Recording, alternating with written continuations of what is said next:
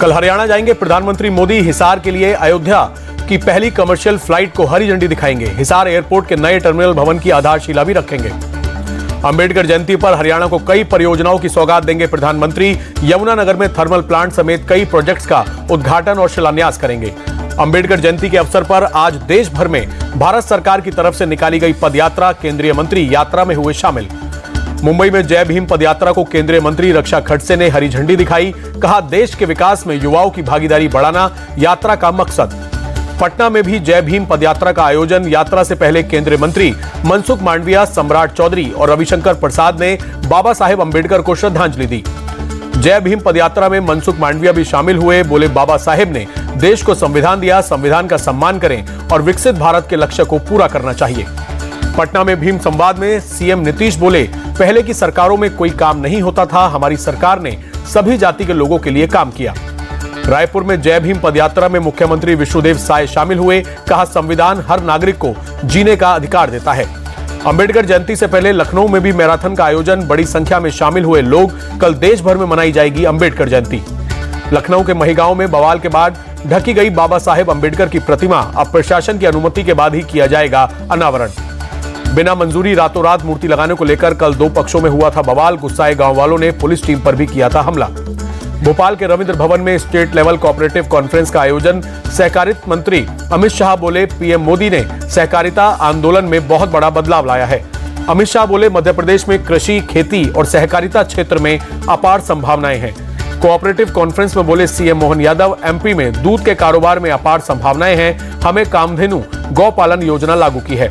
दिल्ली में विदेश मंत्री जयशंकर ने बवेरिया के राष्ट्रपति मार्क सोडर से मिले। कई मुद्दों पर हुई बात। आदित्य ठाकरे का बीजेपी पर अटैक। बोले, बीजेपी की मानसिकता पुराने आक्रमणकारियों जैसी। महिलाओं और किसानों की स्थिति देखकर लगता है कि यहां मुगलों का शासन चल रहा है। जेडीयू नेता और केंद्रीय मंत्री लल्लन सिंह का बड़ा बयान। बोले, 2025 फिर से नीतीश, कोई नारा नहीं बल्कि सच्चाई है। तेजस्वी यादव के शराब वाले बयान पर केंद्रीय मंत्री नित्यानंद राय का पलटवार। बोले, शराबबंदी से बिहार को फायदा हुआ, उनके माता पिता के राज में बिहार बहुत बदनाम था। एचएएम चीफ संतोष सुमन ने तेजस्वी यादव पर साधा निशाना। कहा, उनका चरित्र दोहरा है। जब डिप्टी सीएम थे तो शराबबंदी को लेकर चुप क्यों थे। 24 अप्रैल को पीएम मोदी के मधुबनी दौरे पर बोले पूर्णिया से सांसद पप्पू यादव, बिहार को स्पेशल पैकेट और बंद फैक्ट्रियों को खुलवाने की जरूरत है, पीएम इस पर ध्यान दें।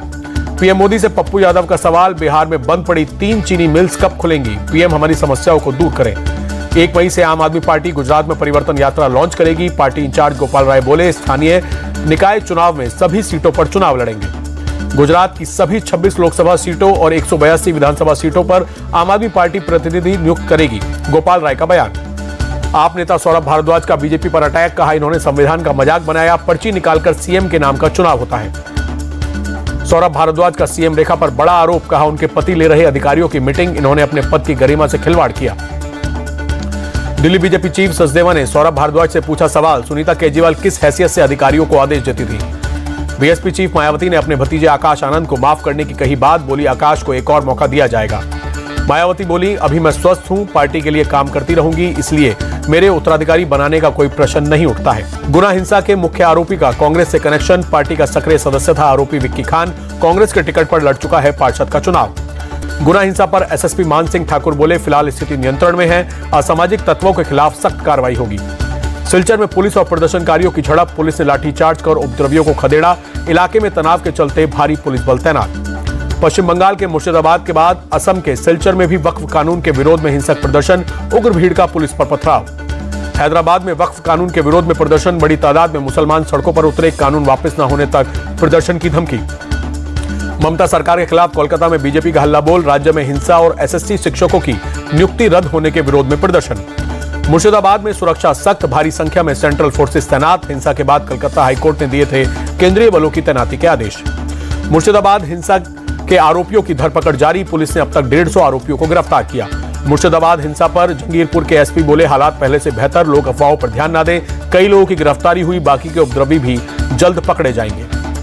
ममता सरकार के मंत्री फिरहाद हकीम बोले, हिंसा कहीं भी हो उस पर राजनीति ठीक नहीं। इस घटना में हिंदू और मुसलमान दोनों का नुकसान हुआ, हमें अपनी पुलिस पर भरोसा। पश्चिम बंगाल सरकार के मंत्री सिद्दीकुल्ला चौधरी का बड़ा बयान। कहा, लोग बीएसएफ की गोली से मारे गए, जांच होगी तो सच सामने आ जाएगा। ममता के मंत्री सिद्दीकुल्लाह चौधरी बोले, हमारा प्रदर्शन लोगों को जागरूक करने के लिए प्रोपेगेंडा फैलाकर ममता सरकार को बदनाम कर रही है बीजेपी। मुर्शिदाबाद हिंसा को लेकर सीएम योगी बोले, बंगाल में वक्फ के नाम पर हिंसा फैलाई जा रही है, हिंदुओं की निर्मम हत्या हुई फिर भी ममता बनर्जी ने आवाज नहीं उठाई। सीएम योगी बोले, वक्फ कानून पर हिंसा भड़काई जा रही है, लोगों को डराया जा रहा है। सच तो यह है कि वक्फ के नाम पर लाखों एकड़ जमीन पर कब्जा हो रखा है। यूपी सीएम योगी आदित्यनाथ का विपक्ष पर निशाना, बोले विपक्ष दुष्प्रचार में माहिर, कोई ना कोई प्रोपेगेंडा चलाता रहता है, विपक्ष नहीं चाहता कि दलित और वंचित चैन से रहें। मुर्शिदाबाद हिंसा पर ओवैसी बोले, मैं पश्चिम बंगाल सरकार का प्रवक्ता नहीं, हमने हमेशा हिंसा की निंदा की है और करते रहेंगे, विरोध प्रदर्शन शांतिपूर्ण होना चाहिए। मुर्शिदाबाद हिंसा पर जेडीयू नेता केसी त्यागी बोले, ये घटना अचंभित और दुखी करने वाली, हिंसा से पूरा देश स्तब्ध है। मुर्शिदाबाद हिंसा पर आरजेडी सांसद मनोज झा बोले, हिंसा दुर्भाग्यपूर्ण है, शांतिपूर्ण तरीके से प्रतिरोध हो। बंगाल से बीजेपी सांसद ज्योतिर्मय सिंह महतो ने गृह मंत्री अमित शाह को चिट्ठी लिखी, बंगाल के चुनिंदा सीमावर्ती जिलों को AFSPA के तहत अशांत क्षेत्र घोषित करने की मांग की। बीजेपी का मुर्शिदाबाद से हिंदुओं के पलायन का दावा, शुवेंदु अधिकारी ने शेयर किए पलायन के वीडियो। शुवेंदु अधिकारी बोले, 400 से ज्यादा हिंदुओं ने अपना घर छोड़ा, मुर्शिदाबाद के धुलियान से 400 लोगों का पलायन हुआ। नेता विपक्ष शुवेंदु अधिकारी ने बंगाल में प्रेसिडेंट रूल लगाने की मांग की, कहा सीएम ममता से नहीं संभल रही है कानून व्यवस्था। मुर्शिदाबाद हिंसा के विरोध में शहीद दिवस मनाएगी बीजेपी, शमशेरगंज में मारे गए हिंदुओं की याद में काली पट्टी पहनेंगे बीजेपी कार्यकर्ता। वक्फ को लेकर कांग्रेस सांसद इमरान मसूद का भड़काऊ बयान, बोले हम 1 घंटे में इलाज करना जानते हैं, जिस दिन आ जाएंगे उस दिन इलाज कर देंगे। वक्फ कानून को लेकर AIMIM प्रमुख ओवैसी बोले, वक्फ कानून से मुसलमानों को फायदा नहीं, बीजेपी ने काला कानून बनाया। ओवैसी ने वक्फ कानून को असंवैधानिक बताया, बोले ये कानून असंवैधानिक है, संविधान के अनुच्छेद का उल्लंघन हुआ। ओवैसी बोले, मुसलमानों को बीजेपी शक की निगाहों से देखती है, मोदी सरकार ने मुसलमानों का अधिकार छीना। दिल्ली में जमीयत की बैठक के बाद मौलाना महमूद मदनी बोले, वक्फ कानून किसी के लिए सही नहीं, नए कानून से बिल्डरों को फायदा होगा। मौलाना मदनी बोले, लाठी डंडे से आप आवाज नहीं दबा सकते, वक्फ कानून के खिलाफ हमारी लड़ाई जारी रहेगी। वक्फ कानून के समर्थन को लेकर चंद्रबाबू नायडू पर बरसे कांग्रेस सांसद इमरान प्रतापगढ़ी। विजयवाड़ा में बोले, चंद्रबाबू ने आंध्र प्रदेश के लोगों को धोखा दिया, उन्हें जनता को जवाब देना होगा। ममता बनर्जी के वक्फ कानून नहीं लागू करने वाले बयान पर केंद्रीय मंत्री प्रहलाद जोशी का पलटवार, बोले यह केंद्रीय कानून है, सभी को इसे लागू करना होगा, किसी के पास कोई विकल्प नहीं। इमरान मसूद की वक्फ एक्ट के खिलाफ ढेर सारी याचिका डालने की अपील, हैदराबाद में बोले, आज नहीं जागे तो कल पछताएंगे, मस्जिदें मदरसे खाली हुए तो रोते फिरेंगे। गुवाहाटी के स्टेट कैंसर इंस्टीट्यूट में रोबोटिक सर्जरी सिस्टम का उद्घाटन, सीएम हेमंता बोले, मशीन के लिए केंद्र से 15 करोड़ रुपए मिले। आगरा में करणी सेना के प्रदर्शन में बोले सपा सांसद रामजी लाल सुमन, मेरे बयान से असहमति हो सकती है, लेकिन प्रोटेस्ट का भी एक तरीका होता है। रामजी लाल सुमन बोले, करणी सेना के लोगों ने कल तलवारें लहराई, सभ्य समाज में ऐसे प्रदर्शन की जगह नहीं है। पटना में कांग्रेस नेता कन्हैया कुमार के खिलाफ FIR दर्ज, पीएम मोदी और RSS पर की थी आपत्तिजनक टिप्पणी। छत्तीसगढ़ के डिप्टी सीएम विजय शर्मा बोले, बस्तर समेत पूरे देश से 1 साल में नक्सली खत्म हो जाएंगे। विजय शर्मा ने नक्सलियों को दी सलाह, कहा सरकार बातचीत के लिए तैयार है, हिंसा का रास्ता छोड़े, मुख्य धारा में लौटे। पंजाब पुलिस की काउंटर इंटेलिजेंस टीम कांग्रेस नेता प्रताप सिंह बाजवा के घर पहुंची, 50 बम वाले बयान को लेकर पूछताछ। बाजवा का पंजाब में बाहर से 50 बम आने का दावा, बोले 18 बम फट चुके हैं, 30-32 बम अभी भी इस्तेमाल किए जाने हैं, काउंटर इंटेलिजेंस के साथ पूरा सहयोग करूंगा। बाजवा के बयान पर सीएम भगवंत मान का बयान, बोले क्या आतंकियों ने पाकिस्तान से उन्हें फोन कर बम की सूचना दी, पंजाब पुलिस को वे अपने सूत्र बताएं। पंजाब के मंत्री हरभजन सिंह ईटीओ बोले, प्रताप सिंह बाजवा ने 50 बम की सूचना छिपाकर पाप किया है, उन्होंने देश के साथ धोखा किया। MP के दमोह मिशन अस्पताल के फर्जी डॉक्टर एन जॉन केम पर कसा शिकंजा, कोर्ट ने 4 दिन की पुलिस रिमांड पर भेजा। DRDO की एक और बड़ी उपलब्धि, 30 kilowatt laser based weapon system का शक्ति प्रदर्शन, आसमान में दूर तक की मिसाइलों को पल भर में ढेर करने का दावा। दिल्ली में 15 साल से ज्यादा पुरानी गाड़ियों के लिए नए नो फ्यूल पॉलिसी जल्द लागू होगी, कई पेट्रोल पंप पर जांच के लिए लगाए गए कैमरे। आंध्र प्रदेश के विशाखापट्टनम में पटाखा फैक्ट्री में ब्लास्ट, हादसे में 8 लोगों की मौत, 7 लोग घायल। कर्नाटक के हुबली में 5 साल की मासूम के साथ कथित दरिंदगी पर हंगामा, गुस्साए लोगों ने थाने का घेराव किया, आरोपी ठेकेदार की गिरफ्तारी की मांग की। केंद्रीय मंत्री प्रहलाद जोशी का कांग्रेस सरकार पर अटैक, कहा कर्नाटक में कानून व्यवस्था पूरी तरह खराब हो चुकी है, आरोपी की गिरफ्तारी के लिए पुलिस का सख्त एक्शन, मामले की जांच के लिए स्पेशल कमेटी गठित की। मुंबई में नाबालिग बच्ची के साथ रेप और हत्या के आरोपी ने की आत्महत्या, नवी मुंबई के तलोजा जेल में फांसी लगाकर खुदकुशी की। जम्मू हिमाचल के मंडी शहर के पास सड़क हादसा, पर्यटकों से भरी बस पलटी, 31 यात्री घायल, 2 की हालत गंभीर। छत्तीसगढ़ के कोरबा में बड़ा हादसा, सवारी से भरी पिकअप वैन नहर में गिरी, 5 लोग लापता।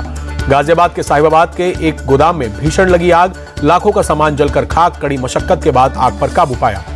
बैसाखी पर्व, अमृतसर में भी उमड़ी भीड़, बड़ी संख्या में श्री हरमिंदर साहिब गुरुद्वारे पहुंचे श्रद्धालु, प्रार्थना कर लोगों ने सुख समृद्धि की कामना की।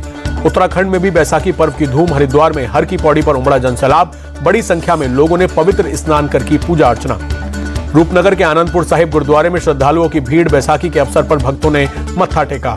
जलियांवाला बाग हत्याकांड की बरसी आज, प्रधानमंत्री मोदी ने ट्वीट कर हत्याकांड में शहीद हुए लोगों को श्रद्धांजलि दी। हिमाचल के मंडी में 3.4 तीव्रता के भूकंप के झटके महसूस किए गए, जान माल के नुकसान की खबर नहीं।